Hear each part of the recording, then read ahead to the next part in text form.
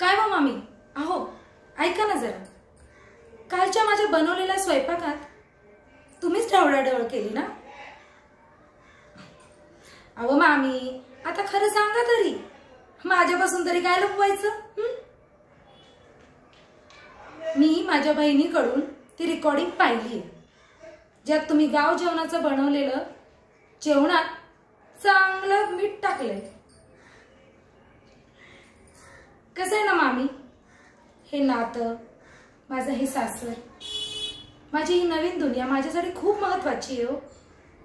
नवीन नवीन आल्यावर तुम्ही तर तुमच्या भाच्याला आणि मला किती छान आशीर्वाद दिले, आणि आता काय झालं, तुमच्या मनात एक आणि तोंडावर एक. पण काय ना मामी, तुमच्या किंवा कोणाच्याही वाईट इराद्याखाली मी माझा संसार खराब नाही करू शकत.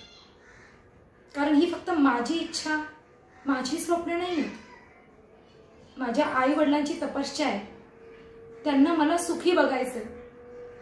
आयुष्यभर त्यांनी मेहनतीने मला शिकवलं, एवढ्या गरिबीत वाढवलं, मला आयुष्याचे छोटे छोटे सही पण सगळे सुख देण्याचा प्रयत्न केला.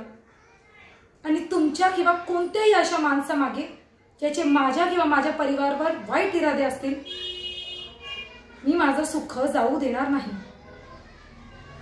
माझं अधिकाराचं आणि हक्काचं मी मिळवून राहील.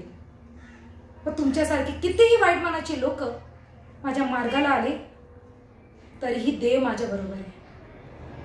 तर ह्यापुढे माझ्या कामात ढवळाढवळ करायची नाही, नाहीतर माझ्यापेक्षा वाईट कोणीच नसेल.